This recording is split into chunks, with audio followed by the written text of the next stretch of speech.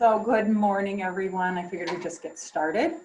This is Rachel Ivanovich, and this is our third Friday morning Q&A, COVID Coping. Today's April 24th, 2020. And just wanted to welcome all of you this morning. I'm so happy to see you all on the call. Appreciate you being here with me this morning. So let's get started.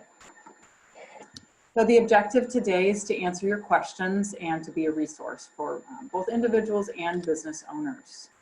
And today I'm going to cover 3 topics, and they're going to be a little bit different from the last couple of Fridays. I have some new information for you, but just the first topic we're going to go through is an update and next steps on the PPP, the EIDL, and EIPs.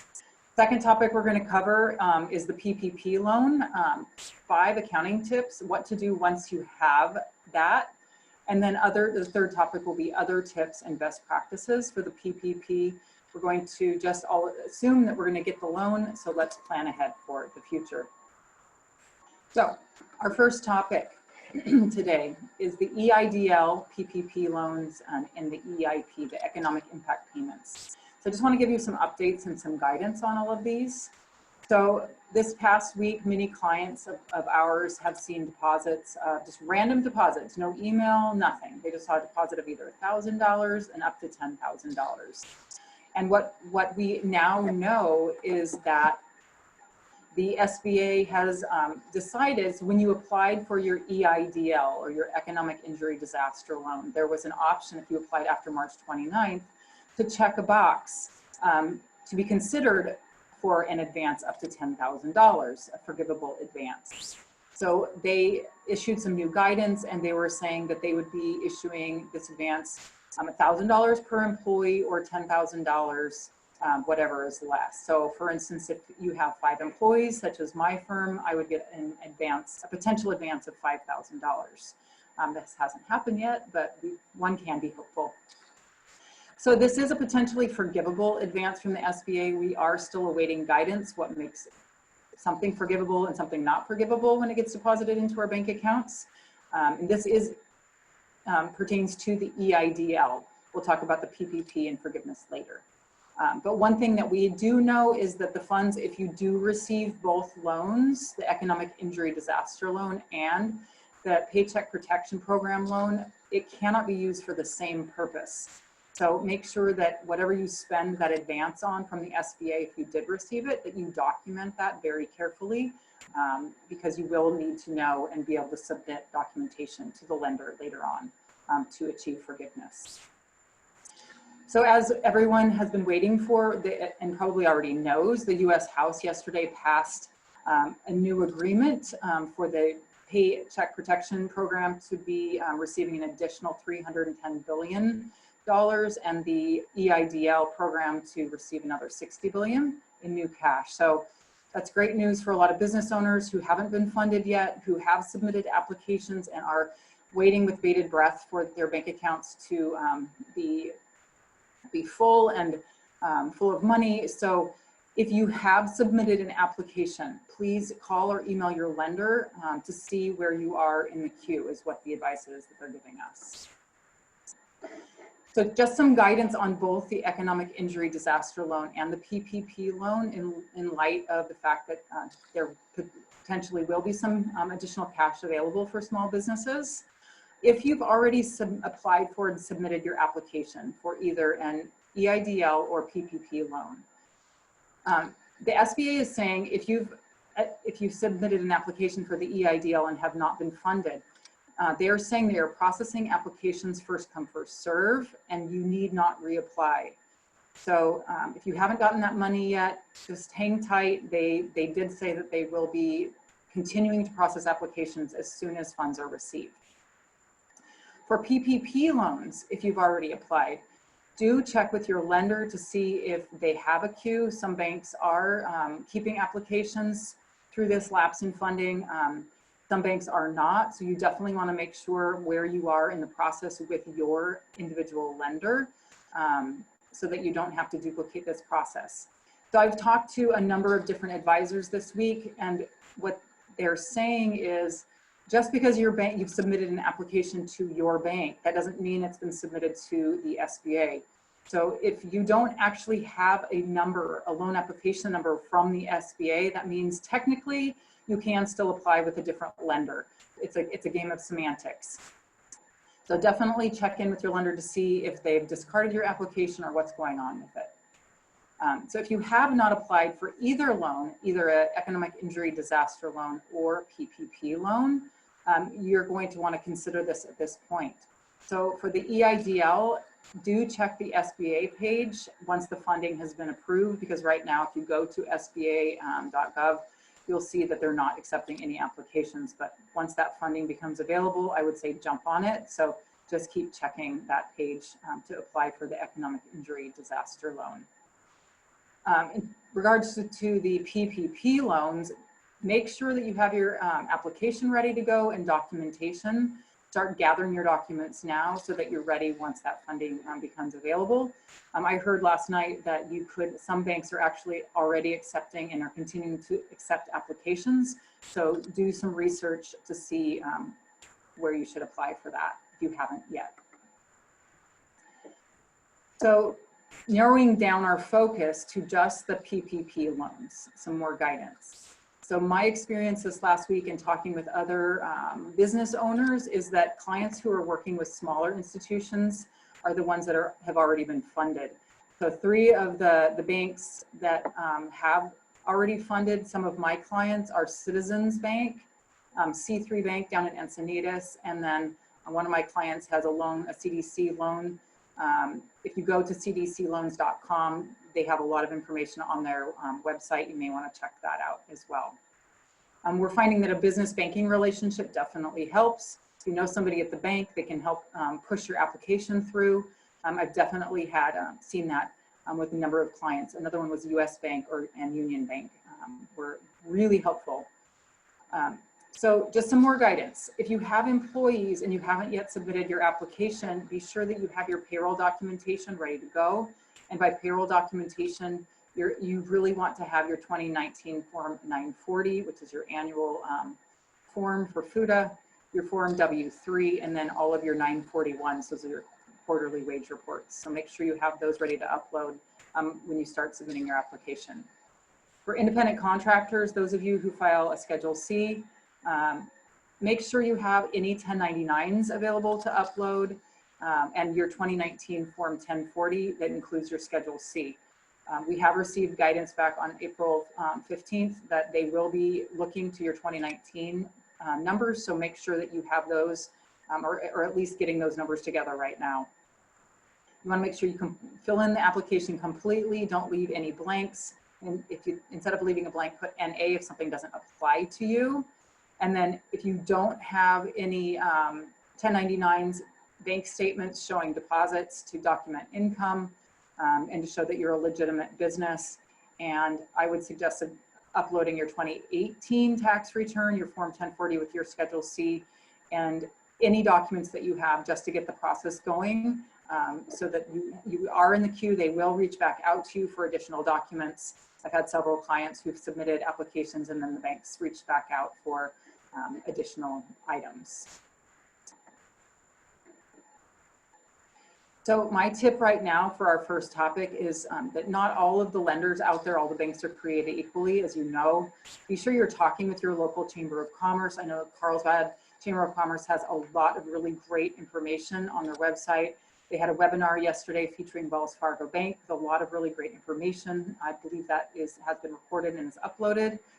So do check those out. Use the resources in your community and talk to your peers who've been successful getting the loans to see what they suggest as well. So the other big question that people have for us, and I've gotten multiple calls, texts, and emails all week, is I haven't received my economic impact payment yet. So that's the stimulus payment that people are talking about. The IRS does have a website. It is updated daily that you can go to. It's the Get My Payment site. A lot of people are getting the payment status not available, and it's really frustrating. So my advice is just to be really patient because the deposits and checks are going out in phases. They only sent out the first batch, and the checks will continue to go out and the deposits will continue to go out through the end of the year. If you go to the Get My Payment site, make sure you verify your identity so that you'll want to have your last filed tax return handy, 18 or 19. On the site, you can change your bank information. You can add your bank information, but you can't change it. So for instance, if you had a balance due on your last filed tax return, you can add your banking information. But if, for instance, you had a direct deposit last year and that bank account is no longer valid, you can't change it on the site, unfortunately. The other thing that you can't do is you can't change your address on the site. So if you've moved, you definitely want to file your 2019 taxes as soon as possible to update that address. So just here are a couple of links. Please be sure to go to the source for information, irs.gov. They do have a really good site with a lot of great information. So I would definitely advise going there.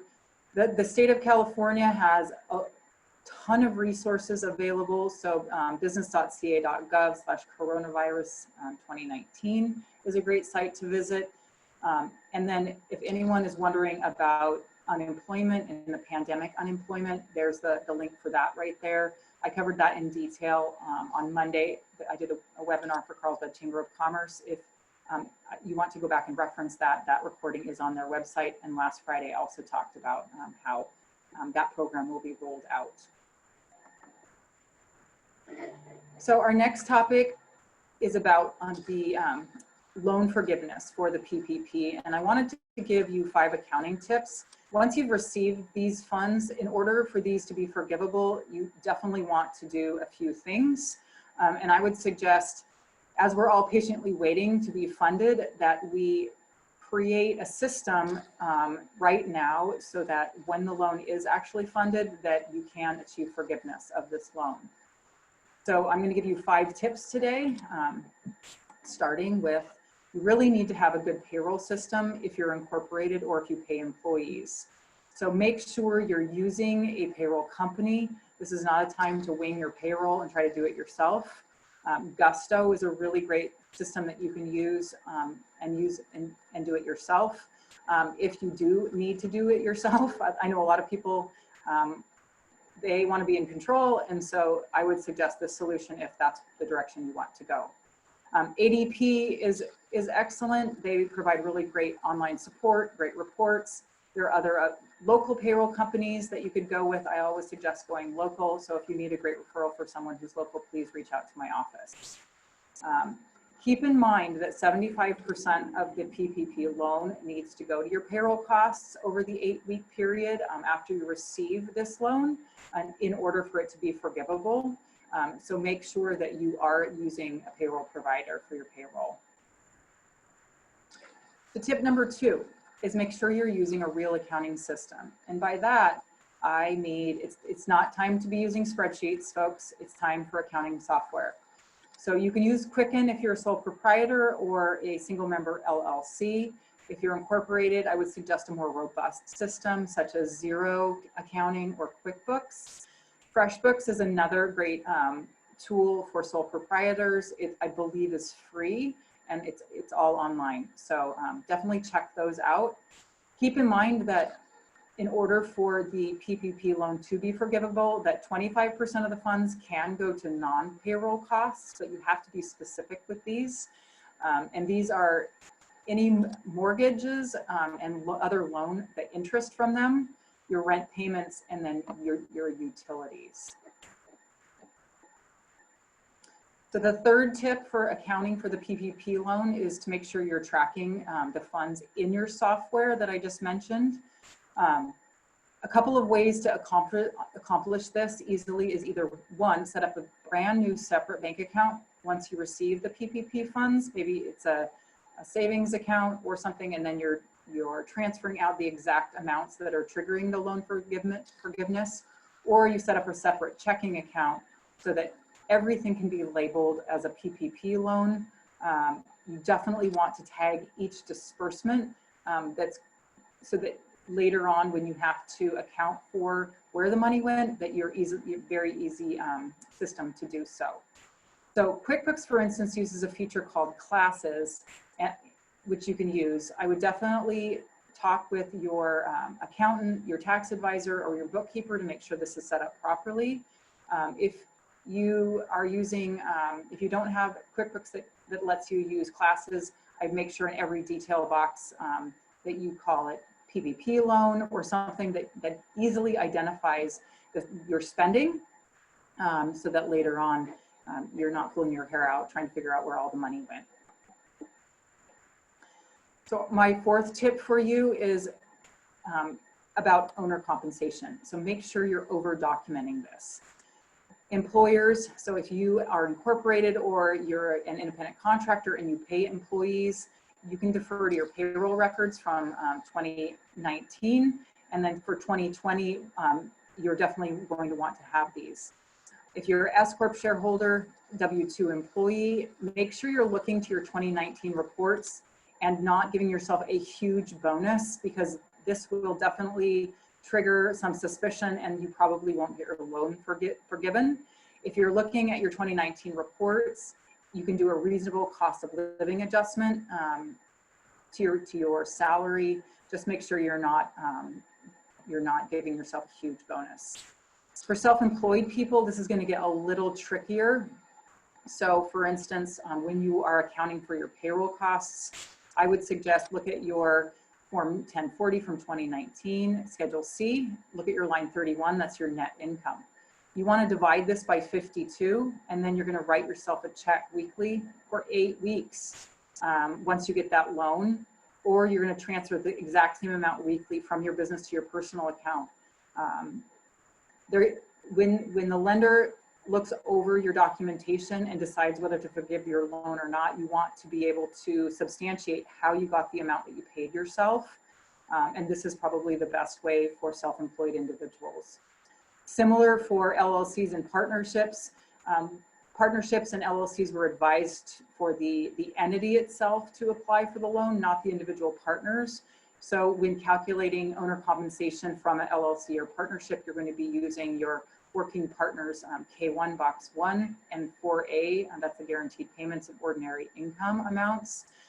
Same thing, divide it by 52, and then every week pay yourself the exact same amount, similar to what you paid yourself in 2019. And so just back to corporations, what you should be paying yourself, it should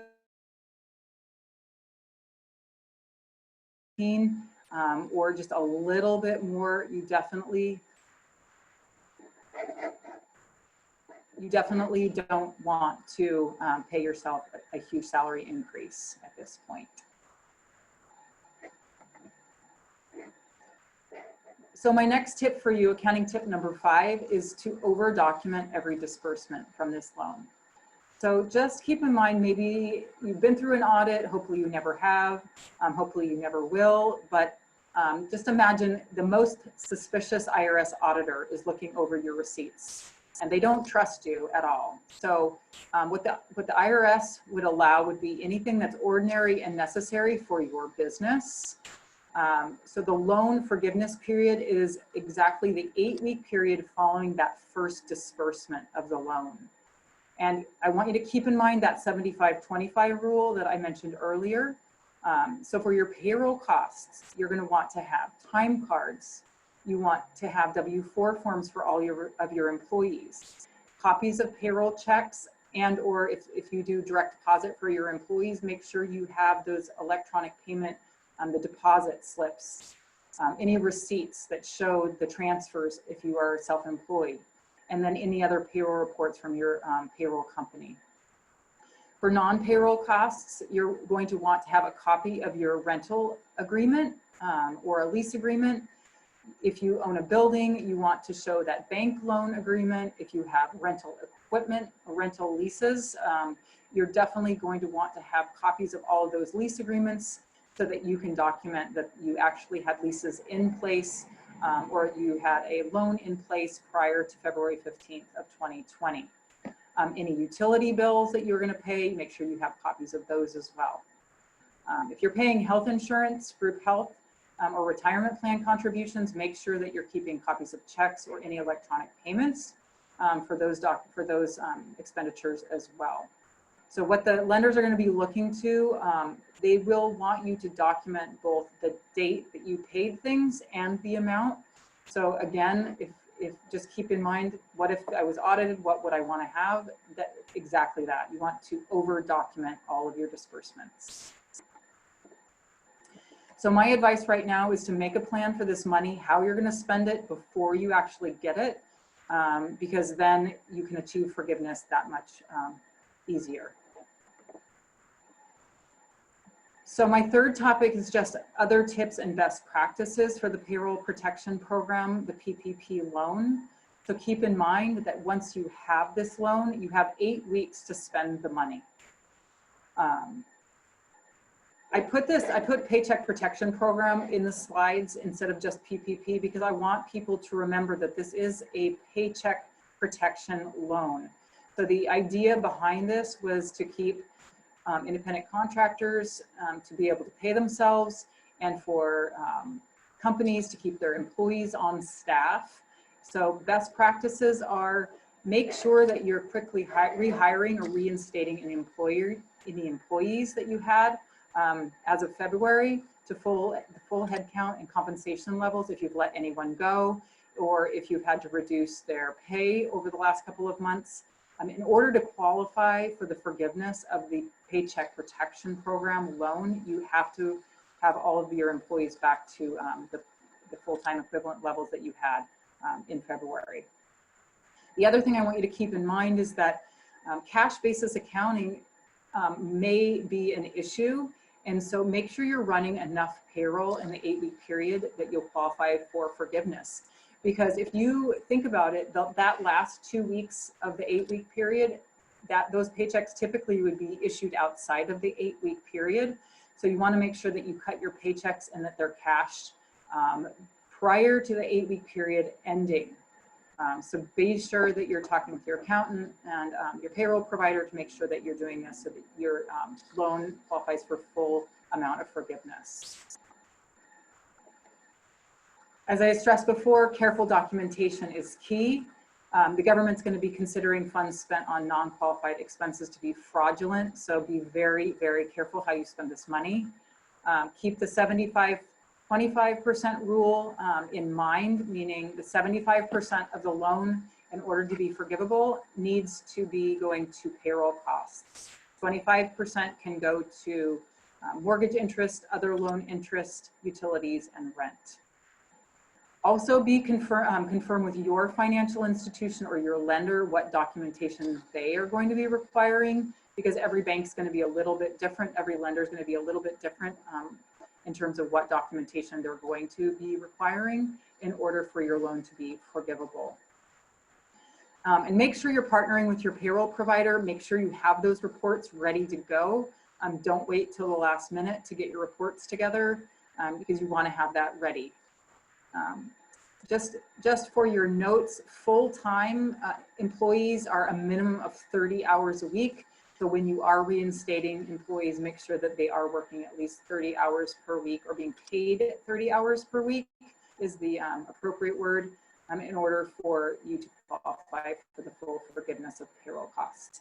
And so one thing to note is that the workforce is not specific to an individual. So let's say you had 5 employees in February and one of those employees can't come back, or maybe 2 of them can't come back due to the fact that they're taking care of a child who's at home and they're doing homeschool right now, or their daycare is closed. It's not specific to the individual. So as long as you hire someone else to replace them and that they're working the same amount of hours, you'll be okay with that. So some more tips and best practices. People have been asking, well, what if I don't spend the money on qualified expenses? And so the answer to that question is that you may have to pay back any amount that's not spent on qualified expenses, which includes the interest.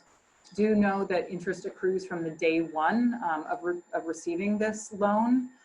Even though payments are deferred for 6 months, you may have to pay back amounts that you don't spend on appropriate expenses. So just be really careful. That's why I keep stressing the need for documentation. So how does it work? So 8 weeks after your loan funds, you'll have to submit a request to your lender. And this will include all the documentation that we talked about earlier. Therefore, that's why I'm saying, make a plan for the money right now. Think about how you're going to spend it. Think about what expenses you do have, because your lender is going to require that you submit that documentation as well as your request exactly 8 weeks after the loan funds. And then they have 60 days to approve or deny your request for forgiveness. One of my suggestions is to contact your lender early, meaning either now while you're still in the process of being approved for the loan, or as soon as the loan funds, in order to determine what exactly you have to get together and what you will be needing to submit to be granted this loan forgiveness. So my tip is start planning now. If you reach out to your tax advisor, reach out to your bookkeeper, payroll providers, make sure that you're getting all your documents in order before the fact. So just a few more bookkeeping and accounting tips. I would use an according file for small receipts. 3-ring binders are really handy. You could print out your bank statements. I know we're all paperless these days. I don't know how lenders are going to be asking for documents if they're going to have us upload, but I would suggest have it in paper format as well as electronic format. Make sure you're keeping it all in the same place. Make sure you're labeling it PPP loan. Put those payroll records in there. It's good to have duplicates. I would just say over documentation is better than no documentation. If you have any other 8x11 sheets of paper or receipts, make sure that those also go in that 3-ring binder. Any checks that you write or any paychecks that are issued, make sure you get copies of those. A lot of the banks, they have PDF images. I would suggest saving those in electronic format as well as printing those out for your records. And then any other copies of receipts or electronic transfers during this time, this 8-week period after you receive the PPP loan, make sure you have all of those and that they're organized and accessible and ready to go. So like I said, time to get organized. We have some time on our hands, and I would suggest using your resources, talking to the people who are in your corner right now. So people have been calling my office. I've been talking with a lot of people that are asking me what they should be doing right now. People are frustrated. They don't know what's next. So my suggestion is set up your accounting software now. If you already have QuickBooks, if you have Xero or FreshBooks, one of those, make sure you're cleaning up the financials, reconciling all your bank statements, getting your credit cards in order and cleaning those up so that everything is organized and ready to submit to the lender. Make sure that you're making a plan on how you spend your loan proceeds before you receive them. Print out your 2019 payroll reports.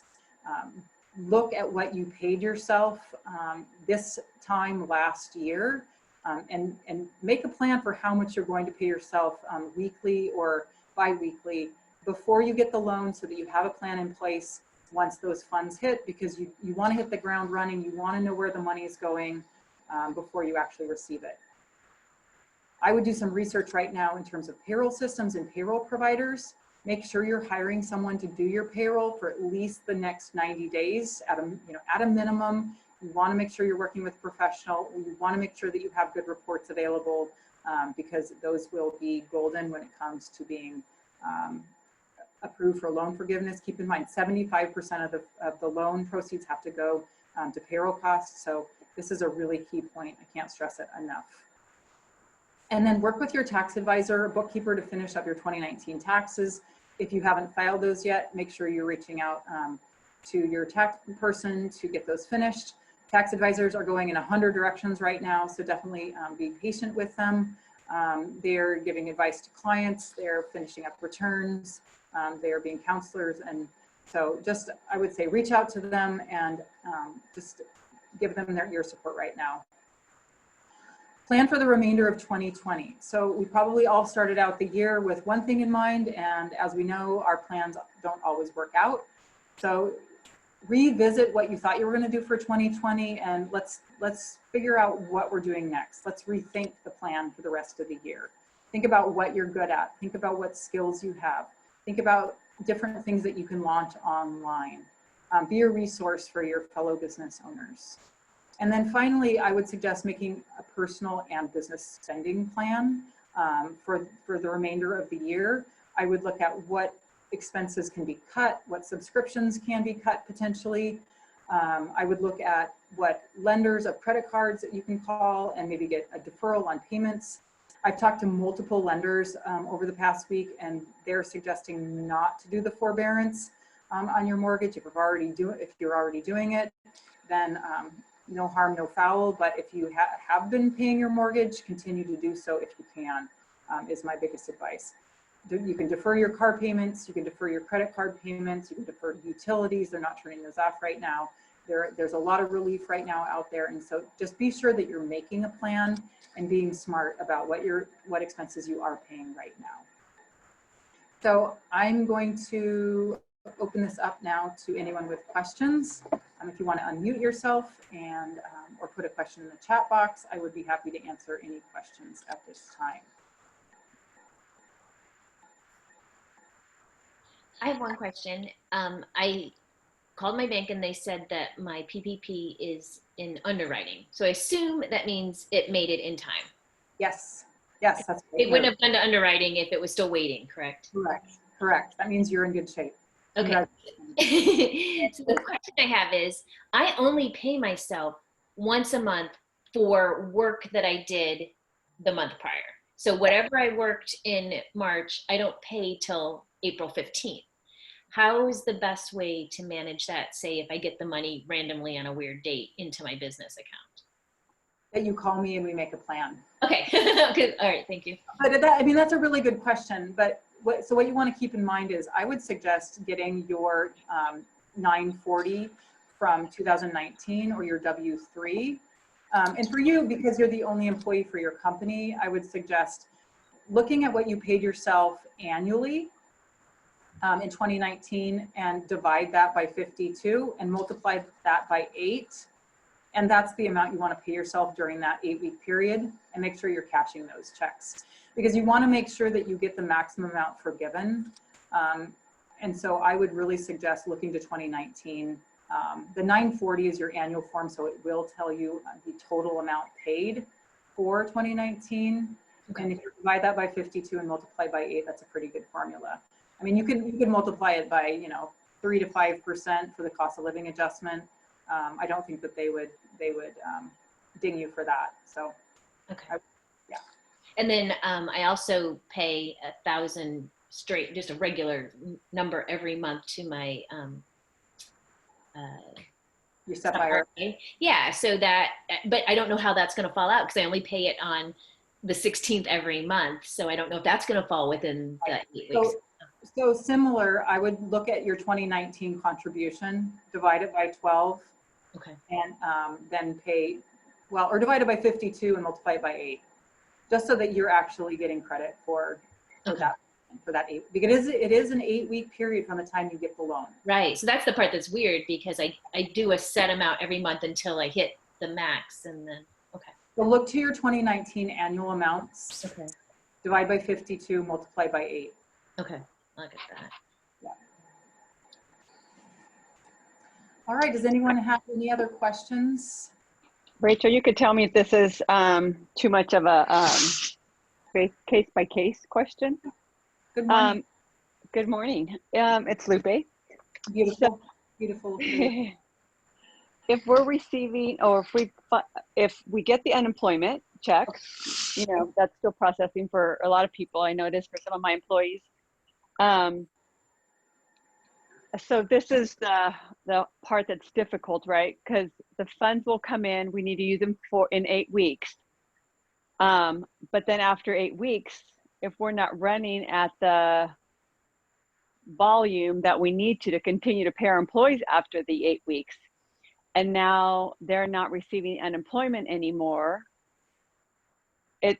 I don't know if that's too specific. I hear you, and I know where you're going with the question, I believe. So correct me if I'm wrong. So, because I've had a lot of clients ask me this exact same question. Should I lay off? I don't want to screw them over. Okay. Right. So a lot of people have been asking, should I lay off my employees right now so that they can get unemployment, or should I wait for my loans to fund? And my advice has been, apply for unemployment. If the PPP comes through, then you can rehire them because you have until June 30th to rehire and reinstate. And then after the 8-week period, if you don't have work or money coming in, then they can reapply for unemployment at that time. You can furlough them. So the furlough is a temporary layoff. Got it. Okay. That would be my suggestion. We are looking for more guidance. Believe me, I've been reading the internet, trying to. Yes, same here. Yeah, I mean, that's really one of the biggest questions that I'm getting is, do I apply for unemployment? Do I apply for how do they, impact? And I mean, I would just say use common sense. The government's Of not, course. they're not going to want you to double dip. The idea behind PPP, the Paycheck Protection loan, is that they want you to keep your employees on payroll. So if you do, if the money actually does come through, which we are, hoping and praying that it does, then rehire them and pay them for that time period. And then if you do need, to reapply for unemployment, do that. Thank you. I have a question, but it might be off topic, so let me know. Okay. I did apply for unemployment and was approved. I haven't seen any money. And I did pay into the unemployment insurance. So I believe that I'm authorized. And so when I was certifying for weeks that I didn't work, it asked me if I had a pension, and I have a military annuity. I didn't know what to check. So I checked no initially, but I may need to go back and I think probably that would be a yes. Okay, so I have to go back and change it or give back all the money? I mean, I haven't received anything yet. You haven't received any money yet, and you're waiting on your PPP to fund, right? It might be a moot point, but I would definitely disclose that fact. The next, I have another week they said that I need to certify for today. So when I go back in, do I click yes and then see what they say if they ask me more questions? That's what I would, yeah. Okay. Yeah, because I'm like, I don't think I did that right, but I'm a little. Yeah, some of those questions are a little tricky to answer. So I would just go with your gut feeling on it. Okay. So now they're going to ask me, why did you say yes one week and yes the other? But I'll say I questioned. You were confused. Yes. I'm like, I'm not sure. Because I feel like I pay in, so I should be authorized, but I'm not. Yeah, you do. You pay into the unemployment fund. Absolutely. And it does take up to 21 days to receive your first check. Okay. Under traditional unemployment. Okay. Thanks. And one more word to traditional unemployment. If you do apply for that, and you will be seeing that extra $600 weekly benefit from the federal government as well through July 26th. If you stay on unemployment. If you what, Rachel? If you stay on unemployment. So the CARES Act authorized the federal government to subsidize the unemployment, California, well, all of the states' unemployment funds. So you'll receive not only your unemployment benefit that you would have received from the EDD, but you'll also receive the additional $600 from the weekly benefit from federal government. $600 weekly benefit? Yes. Yes. Like $2,400 extra? And I saw it Well, in okay, my claim. So just before you get really, really excited about it, they say No, that sounds like, yeah, go ahead. up to $600 additional. And I think it's going to be based on current compensation, because what I've heard is a lot of people were thinking, well, I'll just not work because I'll get more money on unemployment. And Right. So what we've been reading is it is up to an extra $600. So I don't think that everybody's going to be getting like $3,000 a month. I really don't think that's going to happen. Yeah, I think they looked at what you normally were getting paid, and then they try to get it to where it was. That's what my understanding was. For 60% of that is what I've also heard. So just to touch on unemployment for independent contractors too, because I know a lot of people have had questions about that. If you are an independent contractor and you haven't received the EIDL, or maybe you received that, but you haven't received the PPP, money coming in, as of April 28th, you will be able to apply for the pandemic unemployment assistance, or the PUA, on the EDD website. So just be patient, that is coming. Ms. Lupe, do you have another question for me? No, ma'am, thank you. Okay. All right, does anyone have any other questions? I am happy to be a resource for you or your friends, your business colleagues. Our information is right on the screen there. If you have any questions, please feel free to reach out to us and submit your questions to us. We will be here next Friday to answer any questions for you.